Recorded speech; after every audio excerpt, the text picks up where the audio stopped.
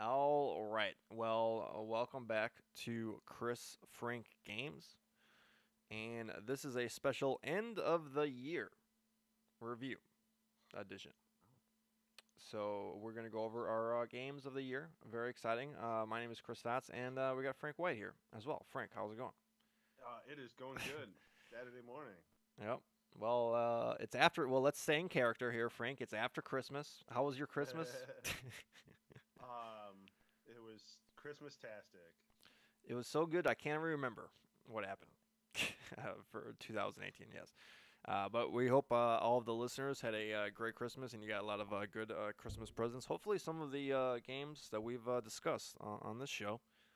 Maybe we should have had this show earlier so you could have asked mom to buy the presents that we recommend, but it's too late. Or, oh well, we don't have an Amazon affiliate link, so it doesn't matter. Damn, that's a good point. That's a good point. We should get that. All right. Well, we got some fun categories where we have on the board. We will go through, and we're going to go through our top games of the year. I actually have like four, so I think we'll go back and forth, starting with the top, and then we'll kind of sprinkle in some of these other categories in there as well. So, without further ado, and by the way, all the award winners on this show should be very proud of yourself. You are a select elite group. Yeah, you are a winner. You are a winner. All right, so I'll start with my top games. I'll just start at the top. I don't really have a particular order, but this one's more like number four, I would say. But Battlefield 5. So I'm a huge first-person shooter fan. I'm a huge Battlefield fan, and I'm a really big fan of the Battlefield fan series. And there's definitely bugs and there's definitely issues with this game, but just the core gameplay and the mechanics and just the fidelity of the graphics, just really, really beyond compare. And I'm really enjoying it, and they're gonna keep on releasing more content to it. So I feel like I will put in a lot of hours, and when I'm gone for Christmas, I'm gonna really miss playing this game. So it's gonna be, it'll probably be the first thing I play when I come back. So yeah, Battlefield 5. I think, yeah, a lot of people say it's just another Battlefield game, and it probably is, but it's still a really good, fun game. Yeah. All right. So Frank, why don't you hit us with one? Well, if we get to do four, Oh, you can do four. Do whatever you want. I guess we'll start with Dead Cells, which just barely didn't make the top three. For those of you not in the know, that's the weird roguelike platformer hack and slash, and also not a perfect game. The difficulty ramps up quite a bit with the final boss, and so it's one of those games where you're gonna eventually be breezing through everything and then just dying at the final boss. So it's not Binding of Isaac. It's not going to be topping it anytime soon. But as far as games where you play a sentient booger riding a headless corpse and using a variety of Diablo-like loot weapons against legions of bizarro foes, with some really tight platforming and hack and slash controls, it is It's tops. excellent game. It's Yes. top. It's top in that genre, I guess, huh? All right. Okay. All right. So Dead Cells. So yeah, I might play that if it drops down to like $10 or whatever. I think it would be fun to play with that on the Switch. So all right. Okay. Here's I like this category. Best game from another year that you played. So this is a game that you went back and played. That's old. Uh, Basically. How about Frank? Why don't you go first on this? this one is a hard one for me because I played a bunch of games from previous years. But I'd say the best one, and I'm bouncing around all over the place. So there was things from like 2009 that I'm playing Well, right you now. can give us a couple three or whatever. It doesn't matter. We're not Uh, ironclad here. no, I got one. All right. I would say the uh, what the hell is the damn name? The Vanishing of Ethan Carter? Edith Finch. Oh Is it the Vanishing no, or is it it's the? no Ethan Carter is vanishing. Yeah, The no, it's the. Isn't the Yeah, Last Dance of Edith Finch? it's the last something or other. The It's Last got a Will, weird the name. Last Testament. What Remains Oh, of Edith Finch? Yeah. So not winning memorable title awards, but for a game from last year, I got it on sale, and definitely got what I wanted and expected out of it. It's a good walking simulator. Good quality. What did remain of her? Just a bunch of bones, by the way. She had a kid. Oh, okay. Yeah. All right. All right. Sequel time, right? Sequel. Yeah. There you go. She's gonna combine with her twin and destroy Hitler in the sequel, right? Turbo Hitler. All right. I don't think this is a big surprise for anyone who listens to the show, but my number one here is Axiom Verge. So I got this on the Switch when it was like $10, and this just engulfs me with the old NES nostalgia. And if you played any of those old NES games, but don't really want to go back to them these days because they're actually kind of crappy gameplay wise and just like flow wise, this is probably the best NES game that has didn't come out during the NES. And it's got Metrovania, Castlevania stuff. I mean, it's got what do you go? What's the guy with the uh, what the hook and glide? What was the thing? The Just hook shot. cause. What? Oh, Blast Bionic Commando. What? Commando. Yeah, Bionic Commando. It's got the hook shot from Bionic Commando, and it's We are so good with names today. yeah, I know it's a little early, and yeah, and yeah, I mean it doesn't really follow the Metroid pattern at all. I mean, it gives you stuff to upgrade and all that stuff, but the weapons are all very, very different from anything in Metroid or Super Metroid. And this game continuously surprised me, and it is a terrific game. And again, it's a great NES game without any stupid flickering or slowdown or any of that stuff. So it was pretty much a joy to play. Near the end, you kind of get lost a little bit, but I'd say that's more of a feature. I would rather get lost than like be told where to go by a trail of breadcrumbs. So, yeah, Axiom Verge, great game, great game. Okay, Rock and roll. all right. So let's do go back to our top games of the year, and I'm gonna say H1Z1. I'm gonna throw all that out there. Again, not a perfect game, but I played a lot of hours into this. I put a lot of hours into this. It's basically a battle royale game for the PlayStation 4. It runs pretty well. It's not as graphically challenging as some games, and it's not as big as some games, but they've really fine tuned it, and it's a great console battle royale. I put a lot of hours into it, and it's free. And there's a big community, so if you're looking for like a PUBG experience with that's a little bit more friendly, but still fairly like a little bit more hardcore than like Fortnite, I think it's a pretty good option. So I would definitely check it out. I'm playing PUBG these days, but if you don't want to take it that level, H1Z1 is a very good game. All right, Frank, Okay. what you got? Well, I would say my number three would be Paratopic, Okay.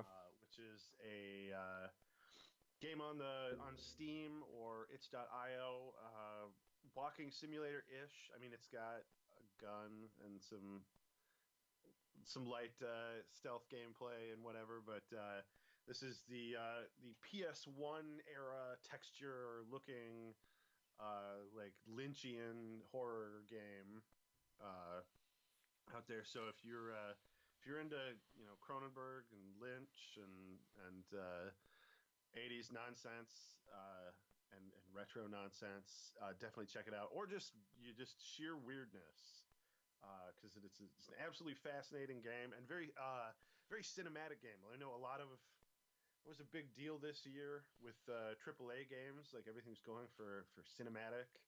We had our God of War with the Unbroken Shot, but this game actually works in editing in a way that most games don't, especially God of War since it's an Unbroken Shot. But with the your character is apparently crazy, and you're jumping around between different characters. So it's very disorienting, but the game uses smash cuts to great effect. This is something that, in spite of the game looking like an old game, like it's one of those things where an actual PS1 game would have never been able to pull this off because it can't load an entire new scene instantaneously for a smash cut. Yeah. So I mean, maybe they could do it with some like real tricks behind the under the hood, but no, and some really great driving sequences in that game. So what is it, like an adventure game kind of in a way? Um, A little bit. Like there's some light, combine this with that puzzle solving. But I mean, it's mostly one of those kind of artistic experience games. Like it shouldn't take you more than an hour and change to play through the whole game. And I've been meaning to replay it because there's little things that'll be different, and it's on Steam now, and so I need those achievements. But so yeah, it's a cheap game. So you got $5 and a little over an hour of your life. Definitely give it a shot. There you go. Yeah, those PS1 Metal Gear Solid type graphics. I like that style a lot. I think it's pretty cool. Yeah, it's in this year, and they do they do fun things with it, like having the textures resolutions aren't like set. Back in the they had the swimmy textures back in the day, and they really just roll with that and have characters talking to you in this game while their faces like constantly change texture resolution. So yeah, it's good. Get into the head of a crazy person, kind of. There we go. There we go. All right. Best game that no one else liked. So this is a game that everyone kind of shat on, but you gave it a try and you found it enjoyable. What do you get? Tough. Yeah, I know. I don't usually don't buy games. Everyone else shits on. So I'll go first. I kind of cheated on this. Fast RMX, which is a racing game on the Switch. Which is basically the closest thing you're gonna get to F-Zero. I'm not saying I think everyone who actually liked this liked this game, but I don't think it sold like really well because again, when I go on multiplayer, there's like no one playing multiplayer. So Fast RMX is the closest thing to getting F-Zero without F-Zero on the Nintendo Switch. So that's all I got for that. You got anything for this category? Yeah, I mean, I have to also. This will have to also be the best game from another year kind of category bleed over. Because I don't think I played anything that everyone else hated that's new. But I did play and really enjoyed Kane and Lynch Dog Days. I can never remember which. We're so bad with names today. I can never remember which game is which with the Kane and Lynch games. Because there's Dead Men and Dog Days. And I'm pretty sure I was playing Dog Days because that's the second one. But that's the third-person shooter from last gen with the really gritty found footage, like bad cell phone video aesthetic that at the time everybody savaged because it's ugly as hell. And the gameplay is very kind of stripped down. It's it's a co-op shooter. It can be played 2-player, but as far as just the shooting mechanics, it's very bread and butter. There's no like. It's the one game I played that like I'm like, man, this could really use a grenade because other than shooting, there's like you can like pick up an explosive like bucket or a fire extinguisher and throw it and shoot it. But yeah, otherwise it's it's a relatively short cinematic game with a really really hideous aesthetic that works for it. I feel, and at the time was not appreciated at all. But I think it's worth another look. So how did you end up playing this game again? It was on sale or you got it for free on a Humble Bundle? Yeah, it was super cheap on PlayStation Network on PS3 for a sale at one point. And did you play it on 3 or did you play on 4? Is it on 3? It's not. I don't think it's got a 4 version. Yeah. All right. There you go. I think actually if they up-resed it, I think it would break the effect because it's what I call shitty photorealism, where they've done such a good job of emulating bad cell phone videos that like in certain scenes. It looks, photorealistic, provided the camera taking the photo is awful.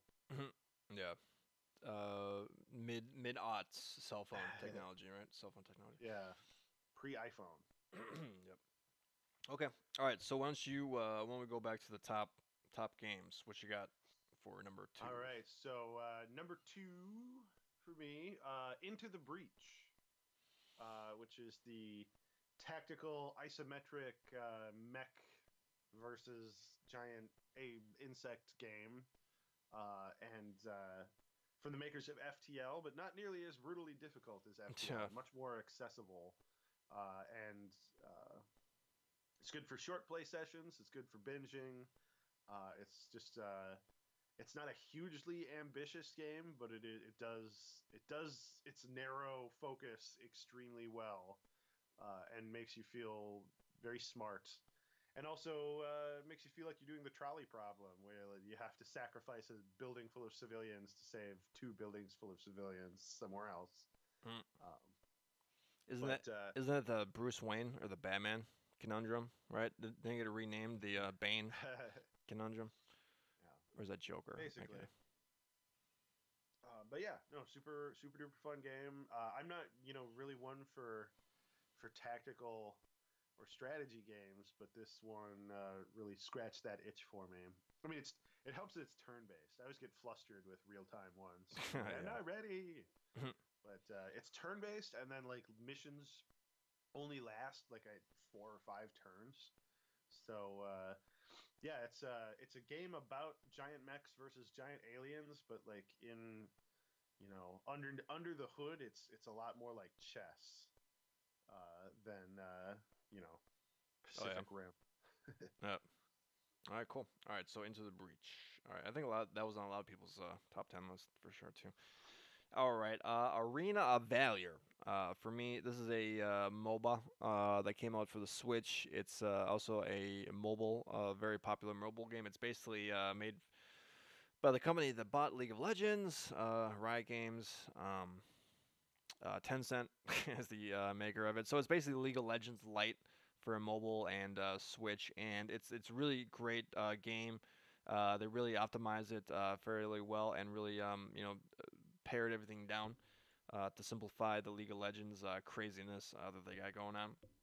I played this probably pretty much straight for like a month, and I stopped because I stared into the abyss, and I knew that it would take a lot more hours to get really really good at this game, and I'm like, okay, I'm good, I'm good on this. But if you want to play a MOBA, again, it's free. There's a bunch of rewards. I mean, it's a really fun game, and yeah, I mean, if you've never tried a MOBA before, even if you have tried a MOBA before, it was quite a bit of fun. So I would definitely check it out. All right, Arena of Valor. All right, Yep. so let's go to the number one disappointment, biggest disappointment of the year. Actually, I have a couple. I have a couple of these actually. It was there. Yeah, this is not a difficult one. It was a disappointing year in a lot of ways. Yeah, I would say no. Okay, I'll just go through some of these. God of War, a great game, but I think I was a little bit disappointed, and also because everyone just kept blowing this up like this was the greatest game of all time, and I thought it got a little bit long in the tooth near the end, and I actually did not finish it. Keep talking and nobody explodes. This is a game that everyone was talking about, and I played this game with. I only played this game once in fairness, and maybe we were playing it the wrong way, but I had to actually stop playing this game because I didn't think it was healthy for the relationship between me and the other person we were playing. So we stopped that. It's a good idea, but I don't think the actual gameplay is that actual. I don't know. Maybe again I just played it wrong. And then this may hurt some people's feelings, Uh, but Bloodborne. I played Bloodborne because it was free on PS Plus this year, and it just was not for me. So Bloodborne, Dark Souls. I'm sorry. I'm just disappointed that those games yeah, are I think not it's for me. disappointed in you. Yeah, more. Oh, I'm the one that failed. Okay, okay, all right, Bloodborne. Sure thing. All right, so that's what I had. Those three games right there.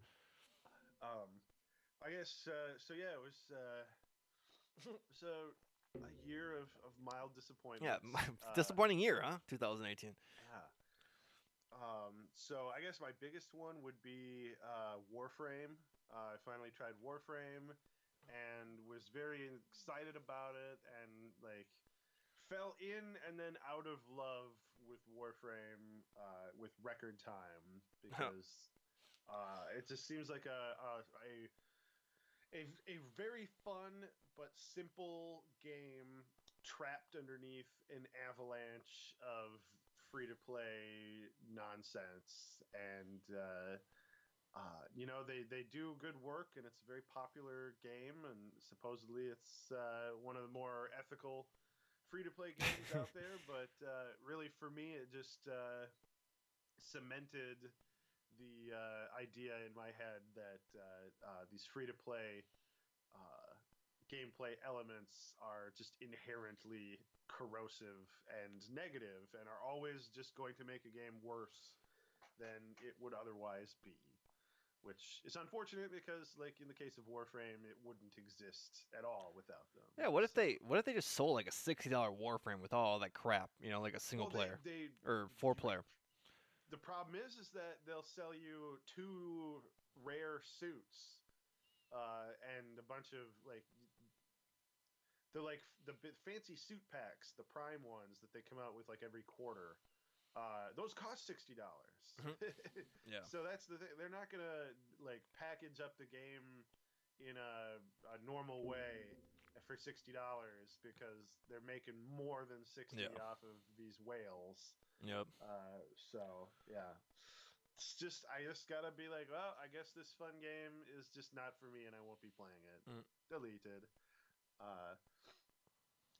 So I guess and then some smaller disappointments. Hollow Knight, which is a game that everyone loves. I wasn't playing games that I liked that everyone else hated. I was playing games that everyone else liked. Yeah. I did. That's usually what happens, actually. And so that was that's a Metroidvania, and a game that was just too long and like didn't have enough. I really like the art style, and the gameplay is pretty tight, but it's just bloated, and I think I blame the fact that I was playing, I'm playing on PS4, which just has all the DLC from day one because it was the last system to get it. So yeah, it's the game that is just too weighed down by all this extra content, which I'm sure would be fine if you got bored or finished the original content, but like I made it to the end game and then was just like, well, do I go and beat the game, or should I be looking around for all this side crap, or what am I even doing in this game? And like, yeah, it's just it lost me after a while, and you know how when you play games and then you get bored of them, like there's all these games nowadays that don't have endings, and so you just play until you're bored of it. Yeah. Which is a shame because then you kind of have a negative idea of it in your head, even though you really would have been, you really enjoyed yourself and had the game, rolled some credits at some point and been like, all right, you're done, go do something else. You would have had a much more positive experience with it. It's just a plague of modern gaming. Well, Hollow Knight for me did that, even though it has an ending. Like I was done with it before it was done, which was disappointing. Yep. All right. Anything else for this category? Yeah, probably, but that's what I got. Okay. No problem. Right now. All right.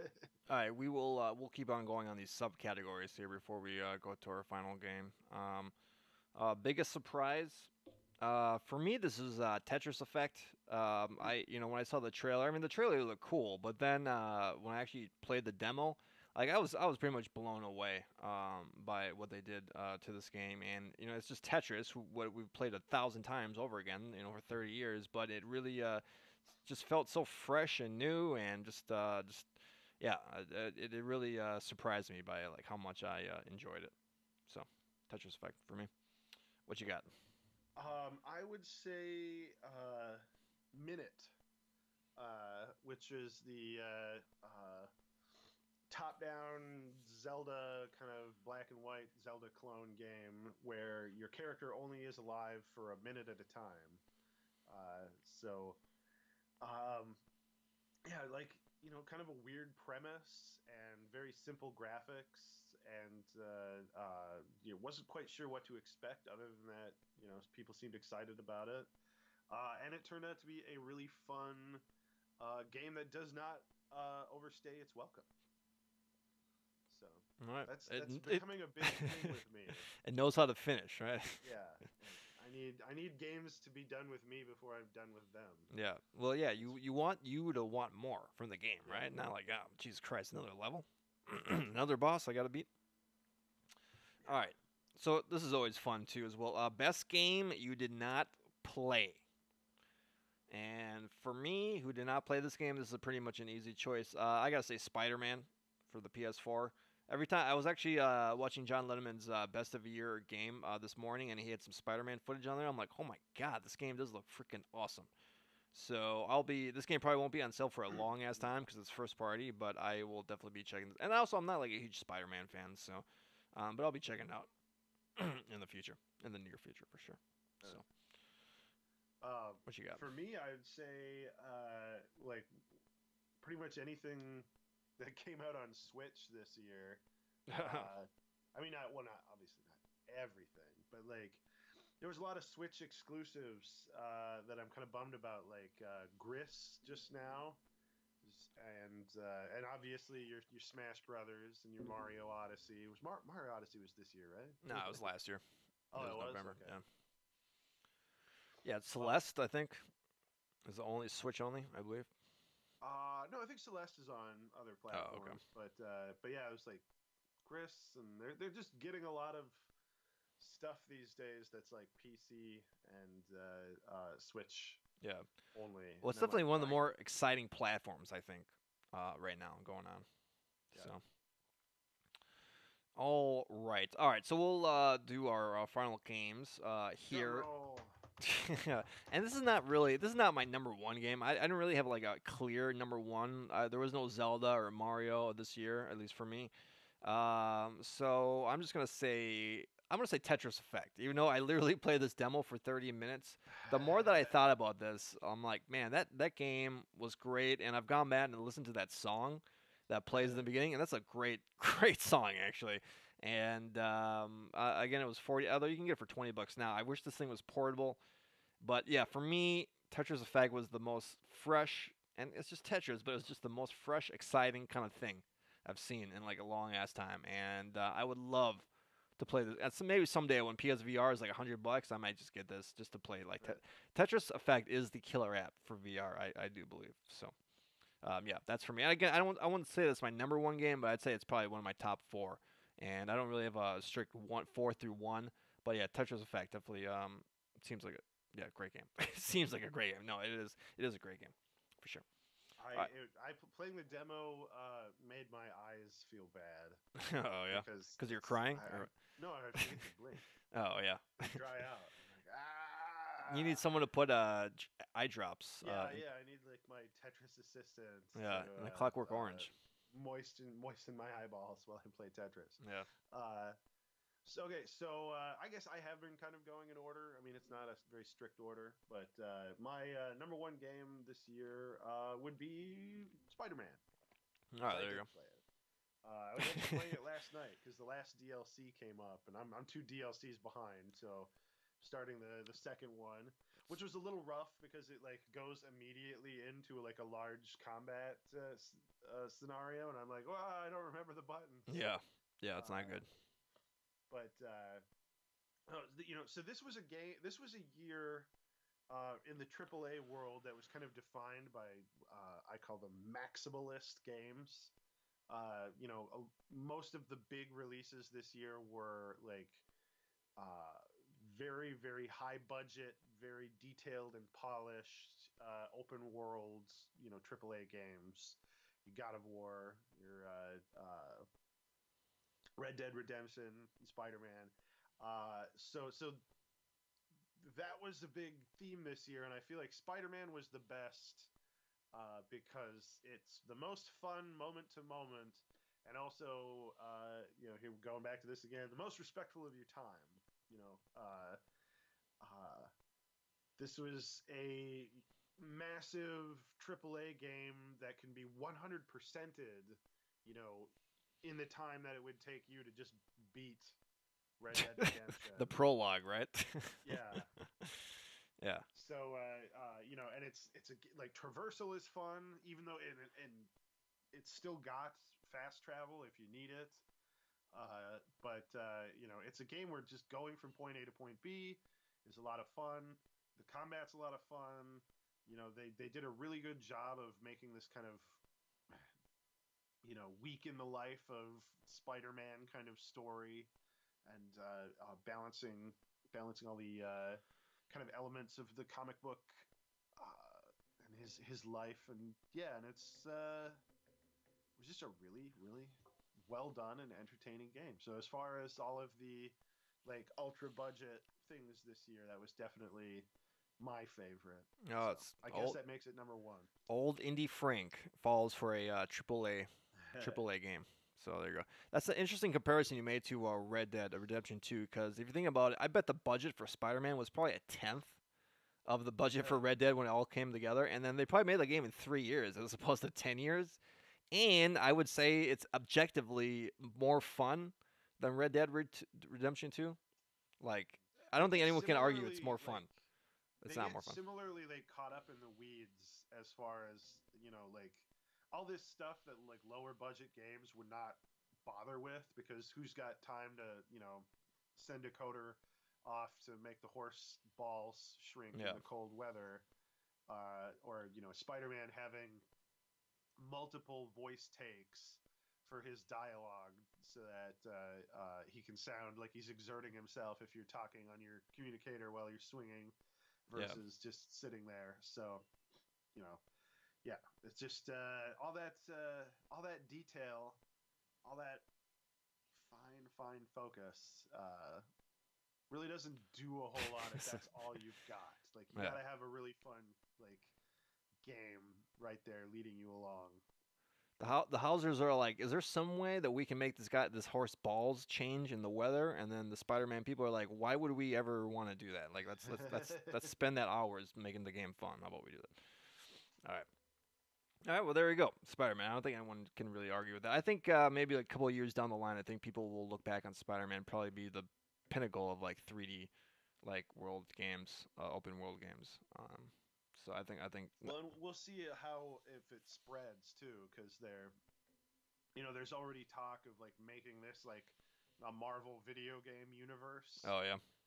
Why not? You got the engine, you got the graphics. I mean. Yeah, and they've kind of they're building. They did a good job of world building of like here's this version of the Marvel universe where like Spider-Man's been around for 8 years, but like we're seeing the origin stories of like Doc Ock and Green Goblin. So, things are kind of in a different order than the normal Marvel universe, and I feel like that's a good jumping off point for. I'd love to see like a Wolverine game. I've been playing X-Men Origins Wolverine on my 360, and then just the whole time going like, this would be like a really fun kind of game to do in that engine or in that style. Like you could swap in any number of superheroes into this kind of world and it would do pretty well. Yeah, open world. How about an open world game where everyone's a different superhero? How about that? They've done that before, right? Yeah. Crowded Marvel New York, the MMO. All right. Oh, I'm sorry. Okay, all right. Well, that's the show. Hope everyone enjoyed it. Hope everyone had a great year. And here's to next year. And please help the show get bigger. And share the show on your social media pages and all that crap. That's the best way to help us grow. Subscribe, and share. Yeah, hit that smash button. No, smash that hit button. Or smash that subscribe button. Yeah, that's what it is. That smash button. Yeah. Smash the like button. All right, whatever. All right, so Frank, enjoy your New Year's. Everyone else, enjoy your New Year's as well. Be safe. Don't drive. Do not drive. Do not drink and drive. With Uber now, there really is no. I mean, listen, Uber might cost you $50, but you don't want to get a DUI. That's going to cost you 10 G's in the long run. So take Uber, for God's sakes. All right. Yeah, go to the bar. There's a bar around here that was saying that they'll drive your car home too. Oh, really? Your car a ride, and I'm like, that seems like a liability thing. Yeah. Okay. Just make sure you have your personal possessions on you when you leave the car. So. All right. So for Frank White, my name is Chris Stotts. Enjoy. Well, let's just say have a great 2019, everyone. I'll see you. Happy Honda Days. Yeah. Toyotathon if you're religious type. Happy Honda, Happy Hanukkah, whatever. Same thing, right? No, okay. All right. We'll see you guys next week. Take care. Bye-bye.